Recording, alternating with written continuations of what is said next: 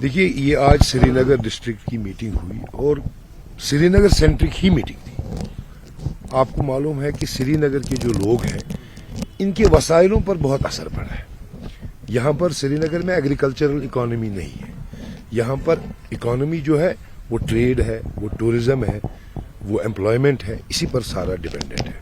और जहाँ तक शहर श्रीनगर का ताल्लुक है, यहाँ पर मसाइल भी बहुत है। आप ट्रैफिक ले लीजिए, ये भी मसला है। पीने का पानी की दस्तयाबी, ये भी एक मसला है। बिजली का फीस, ये भी एक मसला है। मीटर, ये भी एक मसला है। स्ट्रे डॉग्स का मसला है। ट्रैफिक कंजेशन का मसला है। श्रीनगर सिटी चारों तरफ से मसलों और मसाइलों से घिरी हुई है और श्रीनगर सिटी में एक एक घर में 4-4 फैमिलियां, 5-5 फैमिलियां रहती हैं।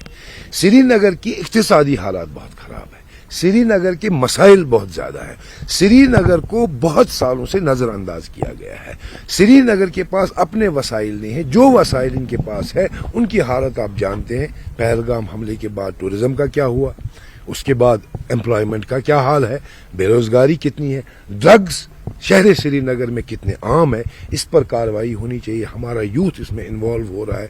अनएम्प्लॉयमेंट है, रहने की जगह नहीं है, बाकी सारे मसाइल। तो इसी हवाले से आज हमारी प्रेसिडेंट ने यही जानकारी लेने के लिए श्रीनगर में लोग किन मसलों से दो चार है इनके बारे में जानकारी उन्होंने हासिल की। इकबाल साहब, पार्लियामेंट के अंदर कल चौधरी रमजान साहब जो एनसीपी के नए इलेक्टेड एमपी है, उन्होंने कहा है कि जो इख्तियारात है अवामी हुकूमत के वो महरूम किए गए हैं और जो कंट्रोल है वो एलजी के पास।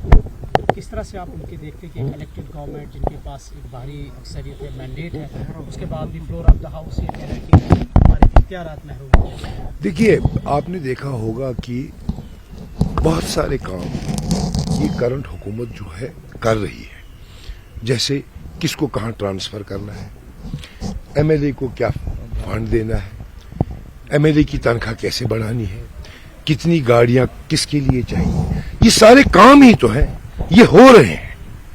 तो इनका ये कहना कि हमारे हाथ में नहीं है, हम भी बड़े परेशान हैं। जो काम ये करना चाहते हैं वो तो ये कर रहे हैं, लेकिन जो ये काम नहीं करना चाहते हैं वहां ये बात का तज़किरा करते हैं कि हमारे पास इख्तियारात नहीं है। हो सकता है ऐसी भी कहीं बात हो, इसमें कोई बुराई नहीं है। उनने अपनी एक बात राज्यसभा में रखी और वो स्टेटहुड का जो है बहुत ज्यादा डिमांड कर रहे हैं, क्योंकि उनके पास पुलिस नहीं है, सिक्योरिटी नहीं है, इसकी उनको जरूरत लगती है कि ये भी उनके पास होना चाहिए। हमें इसमें भी कोई एतराज नहीं है, मगर ये बात भी सही नहीं है कि इनके पास इख्तियारात नहीं है, ये काम नहीं कर सकते। हमने देखा है जहां इनको काम करना होता है वहां ये गवर्नमेंट काम करती है। जहां इनकी दिलचस्पी नहीं है काम करने में, वहां अपने आप को एलजी के पीछे ये छुपा लेते हैं या ये कहते हैं कि हमारे पास इख्तियारात नहीं है। तो अगर इख्तियारात नहीं है, चलिए ठीक है, हमने नहीं देखा कि आप सड़कों पर आ रहे हैं, आप इसके लिए एहतजाज कर रहे हैं कि हमारे इख्तियारात क्यों नहीं है। अगर ये सड़कों पे आते, एहतजाज करते, अपने इख्तियारात के लिए गुहार लगाते, हम भी समझते, लेकिन नहीं। कुछ काम जो करना चाहते हैं उनके लिए तो भरपूर इख्तियार है, और जो ये नहीं करना चाहते हैं, हमारी समझ में तो यही आ रहा है, उस वक्त ये एलजी के पीछे छुप जाते हैं या सेंट्रल गवर्नमेंट से स्टेटहुड मांग रहे हैं। सर, कल रिजर्वेशन पर के हवाले से भी एक इम्पोर्टेंट मीटिंग जा रही है और उस पर पीपल्स डेमोक्रेटिक के क्या तवक्कात रखते हैं? देखिए, रिजर्वेशन का मसला हमने हमेशा यही कहा है कि इसमें एक नाइंसाफी जरूर है और हमारी हमेशा ये मांग रही है इसको रैशनलाइज किया जाए ताकि जो लोग अपने इस हक से महरूम है वो इस हक से महरूम न रहे। इसमें आपको मालूम है गवर्नमेंट ने कमेटी बनाई, रिपोर्ट आया, रिपोर्ट राज्यसभा गया या कैबिनेट में गया या कल हमने सुना कि मीटिंग है।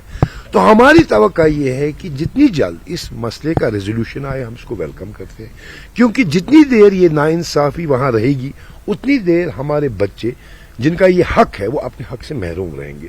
तो हम उम्मीद करते हैं कि इंशाल्लाह कल जब ये बात होगी तो इसका कोई सोल्यूशन जो है गवर्नमेंट निकालेगी और इस नाइंसाफी को दूर करेगी। सर, ये भी कहा जा रहा है कि आरबीए और ईडब्ल्यूएस से काट कर रिजर्वेशन को कम करके ओपन मेरिट कोटा को बढ़ाया जाएगा, क्या उस पर आप मुतफिक हैं? देखिए, हमारी मांग यही है, हम न किसी का कोटा कम करने की बात करते हैं या किसी फिरके से कोटा काटने की बात करें। हमारी एक सिंपल बात है, इसको रैशनलाइज किया जाए। जो जिसका हक है उसको वो हक मिलना चाहिए, यही हमारी बात है। इकबाल साहब, एक अहम पेशरफ्त कल हुई है। 36 साल के बाद रूबिया सैयद अगवा केस में शहरी को सीबीआई ने अरेस्ट किया है, क्या دیکھیے پہلے تو میں یہ کہوں گا کہ مجھے کبھی کبھی بڑا افسوس ہوتا ہے کہ یہ کیس بہت سال پرانا ہے، 35-36. میں نہیں کہتا ہوں کہ اس میں پیش رفت نہیں ہونی چاہیے، مگر جتنا اٹینشن مرکزی سرکار اور لا اینڈ آرڈر مشینری ان چیزوں کی طرف دے رہی ہے، اس کا 10واں حصہ بھی یہ جموں کشمیر کے لوگوں کے مسائل کی طرف نہیں دے رہے، جو آج بہت پریشانی میں دو جا رہے ہیں.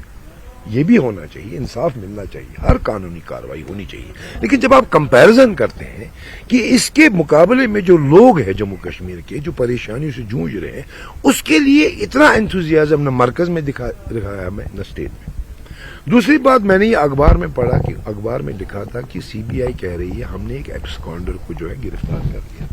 یہ ایبسکانڈر کا مطلب ہوتا ہے جو لاپتہ ہو، اور لاپتہ انسان کو گھر سے برآمد نہیں کیا جاتا. تو کچھ کلیریفیکیشنز ہیں، جیسے دلی بلاسٹ کے بعد آپ نے دیکھا بہت ساری پکڑ دھکڑ ہوئی، تو کہیں ان ایجنسیز کو بھی اپنا سٹینڈ کلیئر کرنا ہے.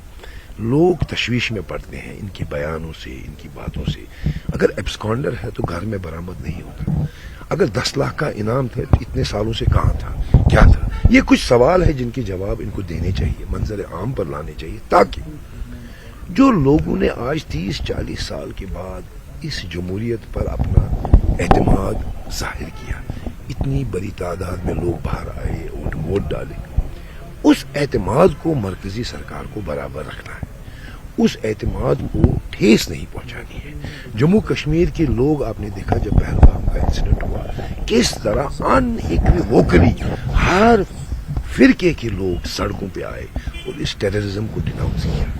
یہ درشاتا ہے کہ لوگ اب ڈیموکریسی کی طرف آنا چاہتے ہیں، مین سٹریم کی طرف آنا چاہتے ہیں. لیکن وہاں سے مرکزی سرکار، ان کی پالیسیاں اتنی ریسپانسیو نہیں ہے جتنا ریسپانس جموں کشمیر